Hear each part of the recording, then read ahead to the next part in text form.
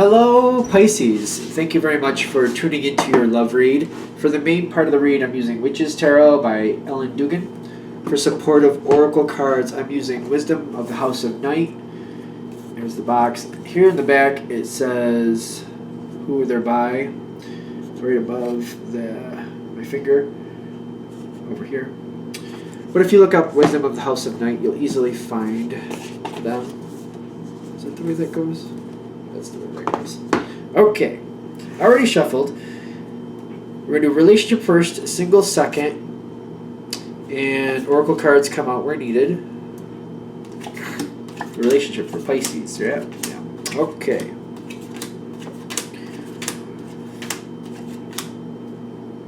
That's interesting. One, and just leave it.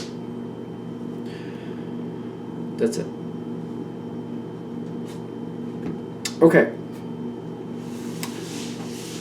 There's a, like, alright, so with your partner, something's going, like, there's a, what is the deal here? Let's just pick up these cards because there's a problem. This is in the challenge section. 3 of Cups, Ace of Wands, and then the only oracle card I got was right here too, the Fledgling.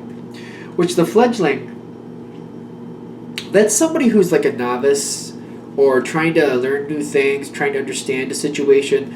Sometimes it's somebody who's trying to get control of something that they really have no business being in control of. Like they really don't know what they're doing, but they're trying to push it forward as if they do, and they're making some serious mistakes. That's the energy I get off of that card, just to be fair.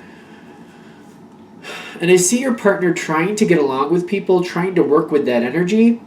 But what I'm getting is the Ace of Wands is coming up right behind it, in the sense of like there's gonna be a little bit of fallout. I see people getting along, but I feel like this one person makes some mistakes. Other people come around, kind of rally around, fix the situation. But I feel like this is the whole situation that's causing your problem for your partner. There's a lot of like people are trying to get along, but something isn't right, and people have to kind of rally around to fix it. And I'm seeing your partner with the Ten of Swords, like they could have kind of prevented this if they just kind of stepped up and kind of pushed this one person aside and said, "Listen, I understand you want control, but this isn't going to work." But they I feel like the way they're looking at it is they kind of let it happen. It's kind of like they let it happen and they're having a hard time with that. So I feel some guilt there in that sense, and that seems to be what's causing some problems. The thing is, when this all happens, I feel you with the wheel here, the Wheel of Fortune, which is the Wheel of the Year in this situation, in this deck. But what I'm getting here is it's kind of turning around. And I'm seeing, like, as things come through, it's not really that bad, but your partner seems to be viewing it as if, it's a bad thing. But I feel you kind of looking at it going, no, this is okay, because it happened that way, you see this going wrong, and you see that going wrong, but you wouldn't have seen those things. If you didn't see this happen, those things would have continued to go wrong, and nobody would have been the wiser. So the fact that this happened this way is a good thing, because now everything can go a lot better. Things can improve a lot more than they would have if this had not gone a little kaflunky. It's kind of what I feel. I see you noticing it, and I think you're talking with your partner. For most of you, I think you're conveying this to your partner, like, no, this is good. This is good that this happened, because these other things were not right, and you wouldn't have known that if this hadn't happened. And now everything can be much better than what it would have been. It's improving. Now, I see you conveying this to your partner, saying, you know what I mean, whatever your connection is with that situation is through your partner, because your challenge card is the Two of Swords. I feel you directly are not touching the situation, it's through your partner. And I feel like that's a little bit of the challenge, like trying to, bolster up your partner a little bit and giving them the confidence to see it in a better light, and to not hold themselves down like, oh, if I had only. Like, I feel like you're trying to pull them away from that. Like, step away from the if I had only, and realize the fact that you did it the way you did, it's actually got a better benefit. And it's kind of like a challenge for you to kind of get your partner in that perspective. I'm also seeing the karma card here, and I'm like, it's pushing in, and it's also pushing in with the Five of Wands all at the same time. Be careful, because you might get frustrated with your partner. You don't want it to come across like an argument, because I feel like they might be kind of insistent, like, no, it was wrong, it should have never gone that way. And it may aggravate you, and you could end up in an argument with your partner about a situation that you really don't need to be arguing about. I just feel like it could become an argument. It might be one of those arguments where you look back, like, why were we even arguing about that? Like, that made no sense. There's just saying that energy is there. I'm seeing that energy is there. They're just saying, be aware of it. Like, if your partner comes at you in kind of a combative, arguing way, just to try to desensitize, or not desensitize, like, take the energy out of it and just bring it back to ground zero. Like, I'm not your enemy. I'm not against you on this. I'm just trying to help you see a better way so you're not beating yourself up. But if you insist on that, I will step back and let you do what you need to do. It's just pulling out that aggressiveness, kind of like, if you want to see it that way, I'll let you see it that way. I'm not your enemy. I'm trying to help. If you don't want my help, I understand. I'll step out. Because the karma card here is saying something about, if your partner is very engaged and this is how it is, this is wrong, this is just flat out wrong, and they're not willing to listen to you, if they're not willing to, then let them be. Because it just makes things worse for you. Like, if you could help and make things better, great. But if they're not willing to listen and they're just being stubborn about it, then step back and let them do what they need to do. You can try best intentions, what you want, but if they insist, then that's what they have to go through. Some of you are going to hit that wall, is what I'm getting. Where your partner's just like, nope, nope, nope, nope, nope, not going to have it, not going to hear it. Then let them be. I mean, you can't force somebody into anything. Like, if they don't want this to get better, or if they don't want to see it in a better light, then that's on them. Even though you're their partner, and you care greatly for them, don't take that on, is what they're saying. The karma's saying, don't take that on. Now, whatever happens, left or right, the situation will go forward. The situation will improve. Things do get better, and you're going to see that it did work out the way it should have. You're going to feel validated. Whether they listen to you or not, you're going to see it in a positive light, kind of like the fact that it happened the way it did actually serve a better purpose. It's better that it happened rather than it didn't, because it did bring forward a better change, a better situation. They're going to be much more comfortable going forward. Once it's back in line the way it should be, they'll get over it, they'll move on. I feel what they're saying with this, I feel like the biggest piece of this is just be careful of an argument that you don't need to have that could actually make things a little bit more, like, you don't need to have problems in your relationship because your partner's going through a problem in something else. Don't bring that problem into your relationship. I feel like that's what they're saying. Because it's not necessary. It's not going to help you or your partner. Neither of you are going to feel good about it. Because the situation's going to be okay. Your partner is going to literally move on from it and just kind of go forward, back on track. Everything's okay. They're going to let go. They're going to be fine. So everything's fine with the situation they're dealing with. They're saying just when it goes a little kaflunky, yes, you're their partner, so try to help. But if they don't want to hear it, just step back and let them be. Everything's going to be fine. Just don't pull that problem, don't pull that energy into your relationship, because it's not good for either of you that way. There's no reason you should have to deal with that. Because where this is going to go is, like, your partner's going to plan going forward. Your partner seems to be more in that mindset, like, I don't want these things to happen again. This just seems to be where they're going, which is fine. It makes sense. They don't want problems to happen. You don't want to set things up to actually have purposeful problems. It's fine. And I see you here with the Page of Cups. I feel like what actually happens, no matter what way this works out, is kind of like your partner's going to do what your partner's going to do, and there's only so much influence you can have on them. And you love them, and you're okay with that. The fact that they're not hearing you, even though you're trying to help them. Because even if they listen to you the first time and they're like, all right, I see your point, like, this worked out better. But they're still going to kind of go back to that, like, I don't want any mistakes attitude. And you're kind of like, but sometimes mistakes afford opportunities to make things better. I don't want any mistakes. Because I feel it feels a little bit more rigid on their side. The Queen of Swords on their side feels a little bit more rigid to me right now. And I feel like when this finally moves on, you're kind of going to feel like you were not listened to, or at least not as much as you should have been. I just feel the way your partner's going back to what they normally do. The situation is moving on. I just feel you kind of like, yeah, I love them, and that's who they are. I feel like that's how this is working out. Again, the whole purpose of this reading is what I'm getting from it, is like when they have that problem, yes, try to help, but if they're not willing to hear you or they're not going to work with you, step back. Don't bring that energy into your relationship. It's not going to serve either of you. I just feel like that's the whole point. All right, I'm going to let that be there. Let's go into Pisces single and see what we have for you guys. All right, messages for single Pisces. What do we got for you guys? What do we have for single Pisces? Messages for single Pisces. What do we have for single Pisces? Messages for single Pisces. Empowering information. What possibilities are really out there? What do they really want to move towards? What do they want to give a chance to? What do they want to be aware of? Alright, that's what we got for that.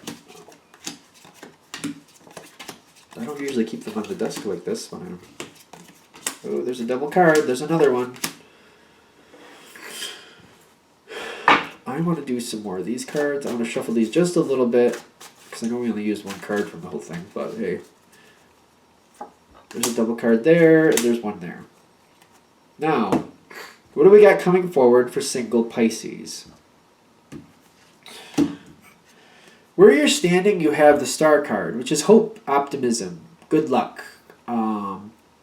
I will go in this reading, I will say it does feel like a wish coming forward. It does feel like that you're wishing for something and it's coming forward. I don't always go that way with the Star card, but what you have behind it is the Eight of Pentacles, which is telling me this is something you've been wanting for a while and you actually kind of manifested forward what you wanted. So somebody is coming towards you. Somebody very strong is coming towards you. Now, don't get caught up in the gender of these cards, but I'm getting a very strong, stable energy. I've got the King of Pentacles at the top, and I've got the King of Cups in the actual what's happening in the center. So I feel like you're finding something that matches your energy.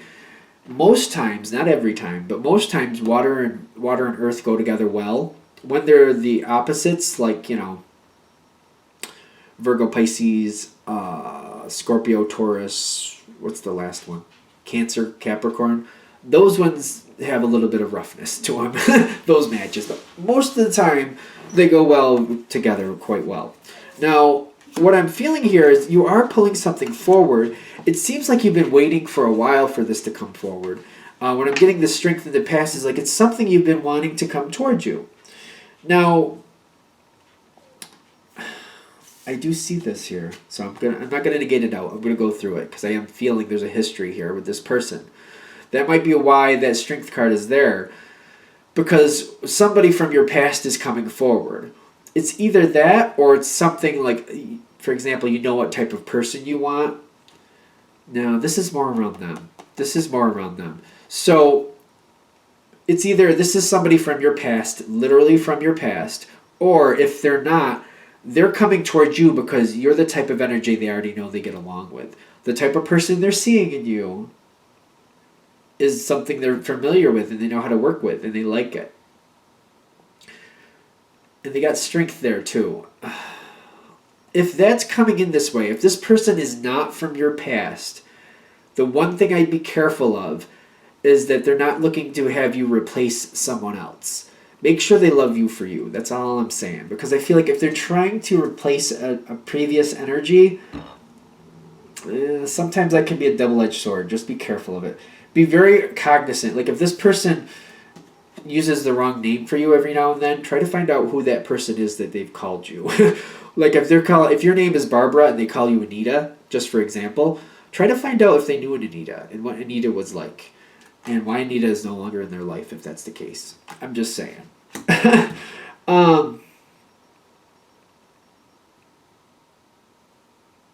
Now, this is coming forward. I get that. But I'm also seeing like this energy will not jump ship, not jump forward quickly. Won't jump ship though came through, so I'm curious what that means. So if they're already involved with somebody, be very leery of that too. Because this person's coming forward, they're coming forward very strongly. But the way they enter your life is the way they're going to stay in your life. That's another thing I'm kind of getting with this too. Like if they have somebody around them that they're already attached to, and they're pulling one of those, well, I'm with them now, but I want to be with you. Be careful, because I'm feeling like if there's somebody you're connected to like this, they're not going to jump ship for you. Be very, very well aware of that. Sorry about my dog whining. Because there is some type of catch when you come into this energy. Even though this is a very strong energy coming towards you, it's a very slow energy too. Earth is usually slow. Because you got the Hanged Man at the bottom, and you got the Four of Pentacles right in the center. Which is making me feel like this is a slow-moving energy. This isn't coming in very quickly. The question is why? If it's somebody who just wants to get to know you slowly, but they're single, and it's up on the up and up, as long as it's progressing slowly, I feel like you're okay. If they have some type of hitch, though, if there's some reason, like there's somebody else, or, for example, there's a distance thing, or especially those two especially. If there's somebody else already in their life, or if there's a distance thing, I'm getting, again, they're not going to jump ship. So they're not going to leave somebody else for you. Be very, very well aware of that. Or if there's a distance, they're not going to move closer to you. So if there's a distance, unless you are really considering like you would move towards them, that could sink the ship down the line. Just be very, very well aware of that. Because I'm getting this Hanged Man, it's like they're not really able to move forward quickly. They don't want to. You got to look at the reasons they don't want to. They'll look at it very closely. Now, what I'm getting is as this keeps going forward, you got the Six of Wands in your thoughts. But the Justice also comes forward next too. What's going to happen next is you're going to have the Tower pop in your thoughts. This is something you can have, but I'm getting what it takes is like, I feel like you're the one that's going to have to sacrifice to get it. So this is somebody coming forward towards you very strongly. There's reasons they're not moving forward very quickly. You got to look at those reasons. I feel like when the Justice card comes in, you're going to see the truth of this. There's a very good aspect here, a very positive connection, but if you really want it, to get this person in your life, I feel like you're the one that's going to have to sacrifice something. They may sacrifice something too, because when Justice comes in, both people have to give a little bit. Like it's not just one person giving and the other one taking. There's a give on both sides, but what you might have to give up is something that I feel like the Tower is saying you might not expect it, you have to. For example, if it's a distance thing, you might not realize that you have to move somewhere to be with this person, but in the future you're going to see that there's a real chance that this could actually lock in as a relationship. But to make that happen, you may have to move towards them or to them, whatever that means, to make that happen. All right, now what do we have for your outcome? That's funny. It was hidden behind the High Priestess of Spirit, but you literally have movement here. So you got the Ten of Pentacles, a very good, very solid, very stable relationship that's possible here. This is the outcome, remember. It could become a very stable relationship. But you're going to have to move towards them is what I'm getting. The question is, with the Spirit, like you're going to have to listen to your heart. Are you okay with this? Is this what you really want? Yeah, you can have this is what I'm getting. But what do you have to give up to get it? Granted, the Justice card is here too, so they're going to have to give up something as well. I'm kind of getting there's a balance with that Justice card, so that's fine. The thing is, what you have to give up to get it, is that okay with you? It's very stable, it's very dependable, and there's movement towards, you're going to have to move towards them to get it, but you're going to have to get in touch with yourself. Is this really what I want? Am I really okay with what I have to give up to get what I want? Because I know for some people, for example, if you have to move away from where you live, what are you moving away from? Friends, family? Do you have children that live nearby?